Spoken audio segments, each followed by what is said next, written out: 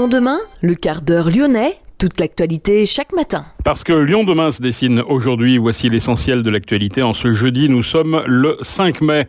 La campagne des législatives, les 2 parachutages dans la 14e circonscription font réagir sur les réseaux sociaux et également sur le terrain. Pilule difficile à avaler également à Villeurbanne dans la 6e circonscription. L'accord aboutit à l'investiture du gendre de Jean-Luc Mélenchon, Gabriel Amar. Nous reviendrons également sur ce projet d'installation d'une centaine de points de contrôle de vitesse. Projet qui avait été évoqué par la ville de Lyon il y a un mois lors de la mise en place de la ville 30. La communauté catholique s'apprête à rendre hommage à Pauline Jaricot le 22 mai prochain avec une cérémonie de béatification programmée à Eurexpo. La reconnaissance comme miracle de la guérison d'une petite fille de 3 ans par le pape François ouvre la voie à cette béatification. Reportage signé Cassandre Brault dans ce quart d'heure lyonnais. 4e volet de notre fil rouge consacré au végétal, direction le département de l'Ain pour découvrir un service de la ville de Lyon, le centre horticole, qui produit toute l'année plus d'1 demi-million de plantes et d'arbustes destinés à végétaliser la ville.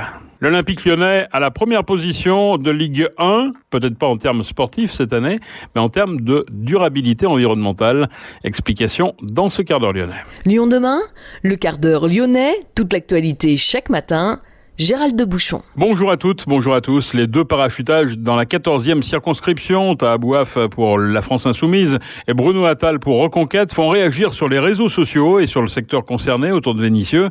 Michel Picard, déclarée candidate depuis janvier, a décidé de le rester, malgré l'accord qui unit désormais le PCF, la France Insoumise et le Pôle Écologie. Mais la maire de Vénissieux nie être dissidente. C'est le Parti communiste du Rhône qui maintient ma candidature et c'est la France Insoumise qui ne veut pas de Michel Picard, dit-elle. Autre candidat déclaré, le conseiller municipal d'opposition de Vénissieux, Lotfi Ben Khalifa, PS.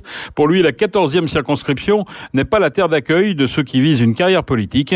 C'est faire injure aux élus locaux qui s'investissent au quotidien. Lotfi Ben Khalifa attend la décision du Bureau national et en fonction prendra sa décision. De son côté, le PS du Rhône estime qu'il serait dommageable que la grande alternative de gauche soit perturbée par la présence de candidats suscitant le trouble. Allusion à Taha Bouaf. De son côté, le député sortant, La République En Marche, Yves Blin, évoque des candidatures pittoresques sur une circonscription qui n'a pas besoin de ça, mais plutôt besoin de sérénité. Damien Monchot, candidat du RN et conseiller municipal d'opposition de Vénissieux, considère lui Taha Bouaf comme le candidat de l'anti-France. Pilule difficile à avaler également à Villeurbanne dans la 6e circonscription. Christina Martineau, candidate désignée par le PS sur la 6e, a réagi à l'annonce du projet d'union entre la France Insoumise et le Parti Socialiste en vue des législatives. Accord qui aboutit à l'investiture du gendre de Jean-Luc Mélenchon, Gabriel Amar. Dans le Rhône, le sort qui est réservé aux candidats socialistes sonne comme un désaveu, écrit Christina Martineau. En parlant du candidat investi, elle estime que son atterrissage surprenant se résume en 3 mots, népotisme, machisme et parachutage. Une discussion entre militants au sujet de cette union des forces de gauche est prévue ce soir. Christina Martineau estime que la parole des militants villeurbanais comptera pour prendre ensuite les bonnes décisions. Fin de citation. Lyon demain, un site internet, du son, de l'image, un média complet pour les Lyonnais qui font avancer la ville. Le projet d'installation d'une centaine de points de contrôle de vitesse qui avait été évoqué par la ville de Lyon il y a un mois lors de la mise en place de la ville 30. À ce jour, aucun chiffre ni calendrier ne sont avancés. C'est ce que vient de préciser la préfecture. Il s'agirait pour l'instant d'une expérimentation lancée depuis 2021 par la délégation interministérielle à la sécurité routière dans plusieurs agglomérations à Belfort, Montpellier et Toulouse. L'idée est de tester les radars urbains. Les zones visées ou pressenties seraient naturellement les plus accidentogènes et donc pas forcément les nouvelles zones 30, mais plutôt les axes à 50. Une liste des voies concernées doit être établie à l'échelle de la métropole, puis validée. À ce jour, 37 radars fixes vitesse et 14 radars franchissement sont installés dans le Rhône. En 2021, toujours dans le département, 59 personnes ont été tuées et plus de 3000 ont été blessées sur les routes. Le 22 mai prochain, la communauté catholique rendra hommage à Pauline Jaricot avec une cérémonie de béatification programmée à Eurexpo. Pauline Jaricot est née à Lyon le 22 juillet 1799 dans une famille de soyeux. À 17 ans, à la suite d'un sermon entendu à l'église Saint-Nizier sur la vanité, Pauline se convertit. Elle quitte sa vie fastueuse, prend les habits des ouvrières et sans entrer dans les ordres, fait secrètement vœu de chasteté. En 1819, sa vocation missionnaire l'a conduit à initier l'œuvre de la propagation de la foi pour financer les les missions étrangères. En 1826, elle fonde le Rosaire du Vivant. Proche des ouvriers de la soie, elle s'engage auprès d'eux lors de l'insurrection des Canuts et tente de fonder une usine respectueuse de la dignité humaine. Elle décède dans le dénuement en 1862. La reconnaissance comme miracle de la guérison d'une petite fille de 3 ans par le pape François ouvre la voie à cette béatification. Un reportage signé Cassandre Brault. La béatification ne reconnaît pas le statut religieux d'une personne, c'est le fait de déclarer un chrétien bienheureux à la suite d'un miracle reconnu. Et ce miracle, quel miracle! En 2020, le pape François attribue à Pauline Jaricot la guérison de la petite Méline. Cette cérémonie va donner l'idée à Marie et Olivier Malcoura de lui rendre hommage à leur manière. Aimer et agir, c'est le titre de ce livre qui retrace la vie de la missionnaire. Olivier Malcoura explique comment est née l'idée d'une bande dessinée. Parce que la béatification approchait et qu'on s'est rendu compte très vite que c'était une figure assez peu connue dans l'Église et qu'elle méritait d'être connue. La BD est un bon média pour présenter un personnage parce qu'en 46 planches, on peut faire le tour de la question. Et donc c'est comme ça qu'est née l'idée, quoi. Une bande dessinée pour mettre en image la vie de Pauline Jaricot à l'occasion de sa béatification. Mais elle n'aurait pas été possible sans la reconnaissance de la guérison miraculeuse de Méline. À l'âge de 3 ans, cette petite fille frôle la mort en s'étouffant avec une saucisse. Cette tragédie va bousculer la vie de famille. Elle est racontée par son père, Emmanuel Tran, dans son livre autobiographique « Sauvée par un miracle ». Il avait commencé cet ouvrage pour expliquer à Méline comment elle avait été sauvée. Au final, les premiers lecteurs sont les proches de la famille et ce sont eux qui vont penser à la reconnaissance de ce miracle. Méline avait été qualifiée par certains de mes amis comme Miracle Méline, bien avant le miracle. Et finalement, des gens qui nous ont demandé de justifier en fait de son état de récupération. C'est une histoire magique et puis qui au-delà du miracle, peut permettre à certaines personnes de prendre un sens différent dans la vie, quoi. La vie bascule vite et c'est très rare qu'elle bascule positivement dans l'autre sens, quoi. C'est donc grâce à ce miracle que Pauline Jaricot sera béatifiée le 22 mai prochain. Les participants seront accueillis à partir de midi et la messe commencera à 15h.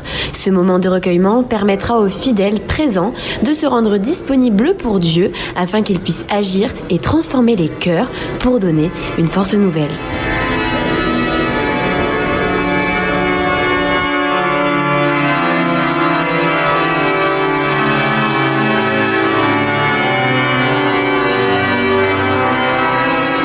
Merci Cassandre. La cérémonie de béatification de Pauline Jaricot se tiendra, je vous le rappelle, le 22 mai à 15h à Eurexpo. Elle devrait réunir près de 13 000 catholiques du monde entier.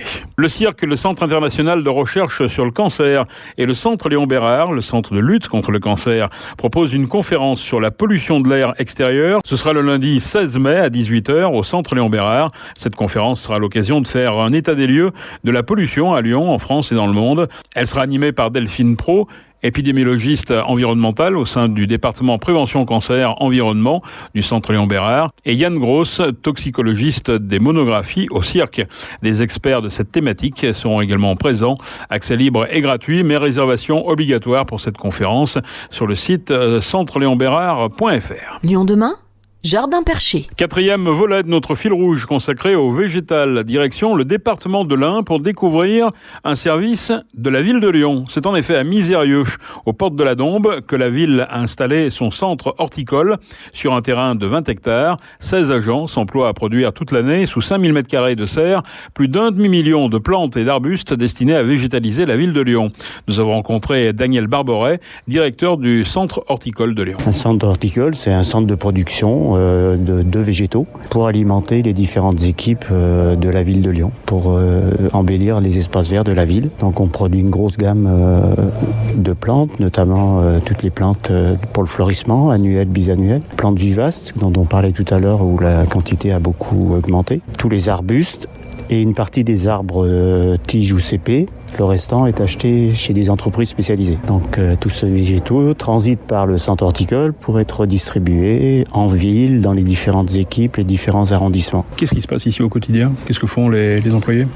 Tout, de la multiplication des végétaux jusqu'à leur commercialisation, on va dire entre guillemets. C'est-à-dire on commence par la multiplication, par semis, par bouture. Après il y a des phases d'élevage, de rempotage, de transplantation. fabrication. Et après, il y a les phases de commercialisation, c'est-à-dire préparer la marchandise, enfin la plante quand elle est prête à être distribuée. Et puis après, l'organisation du transport, la logistique transport pour acheminer les plantes sur la ville. Le mode de choix des plantes a changé avec le réchauffement climatique ? Oui, terriblement. On a revu depuis 2 ans toute notre gamme végétale, aussi bien arbres, arbustes que plantes vivaces. Toutes les plantes qui résistaient mal à la sécheresse et aussi à l'ensoleillement très fort. On les a sorties des gammes et on a rajouté des gammes un peu plus typées sud, un peu plus méditerranéennes, de façon que ces plantes résistent plus au changement climatique. Donc on a 1200 espèces en tout. On travaille avec 1200 espèces réparties dans les 3 familles de plantes que je viens de citer. La ville de Lyon s'autosuffit en termes de plantes, c'est-à-dire que tout est produit ici ? Non, alors c'est autosuffisant pour le florissement, annuel, bisannuel. Après, on achète un petit peu quelques plantes vivaces qu'on n'a pas forcément la capacité à produire parce que soit on trouve pas de graines, soit on trouve pas de plants et tout ça. Donc à ce moment-là, on achète des plants finis. Et après, les arbustes, 25-30% on achète. Tout le reste est produit ici. Et les arbres, tous les arbres-tiges, on les achète parce qu'on n'a pas la technicité pour faire des arbres-tiges. Par contre, on fait des CP, des formes où on a la maîtrise technique. Voilà. Mais tout ne sort pas d'ici, mais on va dire 80% des végétaux sortent d'ici. Quelques exemples de plantes un peu extraordinaires qui sont ici ? Dans le florissement, on travaille beaucoup avec des alstromères. C'est des plantes un peu nouvelles, pas nouvelles, mais qui reviennent à la mode un peu parce qu'elles sont résistantes et elles ne demandent pas trop d'eau. Donc voilà, ça c'est une gamme de plantes un peu pour le florissement. Et puis aussi des plantes typées méditerranéennes, beaucoup de sauge, des espèces de sauge. Puis après des arbres typés sud, les mycocouliers, mycocouliers, les sophoras, les chênes, voilà. Daniel Barberet, directeur du Centre horticole de Lyon. La ville de Lyon est engagée dans une démarche zéro pesticide depuis 2007. Elle est détentrice du label 4 fleurs depuis 2017. Un classement effectué par Sport Positive, une ONG anglaise, place l'Olympique lyonnais à la première position de Ligue 1 en ce qui concerne, non pas le plan sportif cette année, mais la durabilité environnementale, les impacts environnementaux de l'organisation d'un match de foot et les initiatives en cours dans les clubs sont répertoriées pour aboutir à un classement où l'Olympique lyonnais est en tête avec 16 points sur 25 possibles. L'Olympique lyonnais qui devance Clermont et Saint-Étienne dans ce palmarès écolo. Basket, l'Asvel devient seul leader après sa victoire à Gravelines, auteur d'un match sérieux sur le parquet des nordistes ce mercredi soir. Victoire des Villeurbanais 86-96. Les garçons de Tony Parker sont seuls leaders du championnat à 2 journées de la fin de la saison régulière. C'est la fin de ce quart d'heure lyonnais. Merci de l'avoir suivi. On se retrouve demain, même heure, mêmes antennes. Passez une excellente journée à l'écoute de nos programmes.